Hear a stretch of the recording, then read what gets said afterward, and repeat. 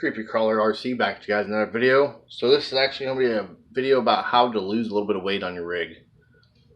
How to shave the weight that you really don't need. You guys know on the Gen 7, I have the spare tire on the back. Well, I never made a video actually showing you guys how I actually lost a little bit of weight off the back tire. So I can still run it and keep the weight off the back of it, but have the scale look of this wheel. So this is a Gen 7 wheel. It's actually a little bit lighter than the Gen 8 wheel, just to start out with. Okay, then what I do is I take the outer ring, which would be the outer ring on the rim, which would be the face side of it, facing towards you when it's bolted onto the vehicle. Take the back one off and I put it on the front because it's a little bit thinner. You guys can see here. Let me bring this up. I already got everything kind of preset, so you lose a little bit of weight there right off the bat. Then I leave the back off, and of course I peel it open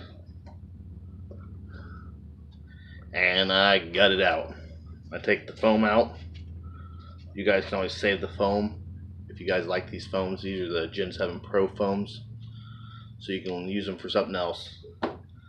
Throw that to the side, then you're left with a blank tire with no foam.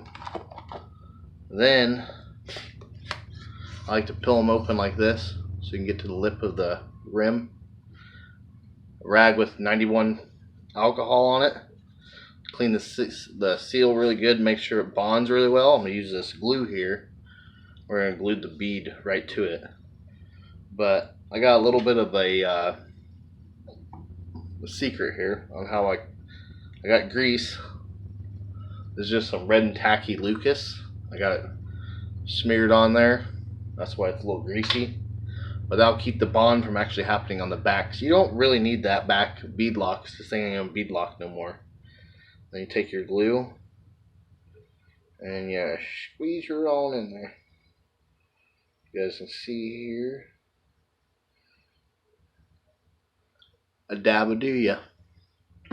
Alright, so that one's there. Glue is in. Any type of glue. E6000. Any type of glue that you guys like. Super glue, it don't matter. As long as it is really good at bonding to rubber and plastic. That's the only thing you got to worry about. Make sure your two surfaces are cleaned with some type of rubbing alcohol or even Dawn dish soap and water. But the next secret or little trick to get it, you got to pull this all up. Then you got to get your bead all on there. Once you get your bead on there, you want to make sure your tire is full of air.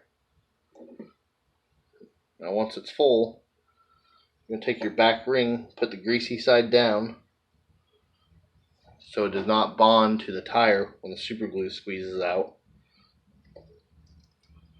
And you're going to start your screws. Once you start your screws, I cannot do this right now. Cannot get the hole to line up.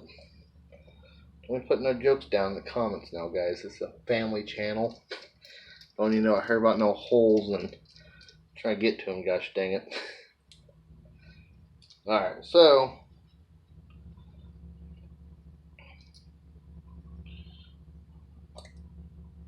you gotta mess around and find out here. Alright, so there we go. Now the bead is 100% sealed up. Tire is 100% full of air. Now you don't gotta crimp these things down super tight. Just go until they snug up. Now I'm just going to put them all in, and then that'll clamp the wheel tight enough that the super glue will dry. And I'll give the super glue probably a day or so to dry if I was you guys. After that, you can remove the back bead. Just like I said, guys, make sure you got a good amount of glue.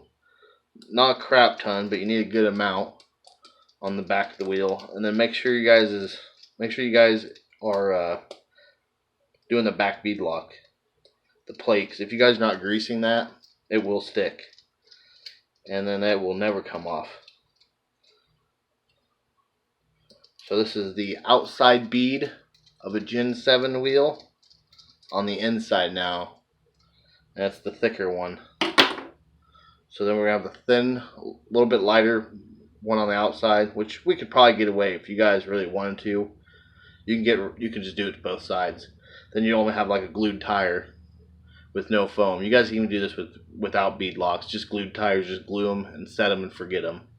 But that lightens your tire up by the foam and by the screws on the back and that plate. And it'll lose a little bit of weight. It ain't gonna be a lot, but every little bit, guys, counts.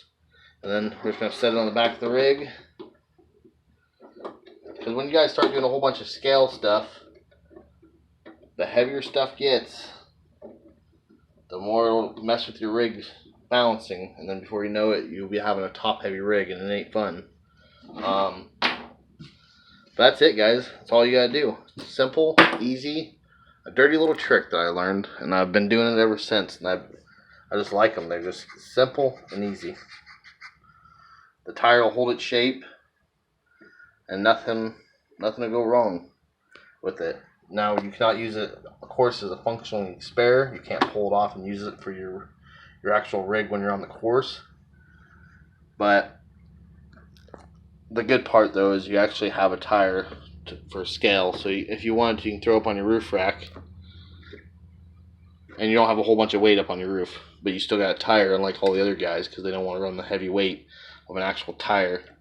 So that would be my suggestion on how to lose a little bit of weight. If you guys got anything else that you guys maybe have any ideas on how to lose more weight off the rig up high, let me know. I'll be definitely interested in learning more. I'm always adventurous, always willing to learn. So thanks for watching, guys, and have a good one.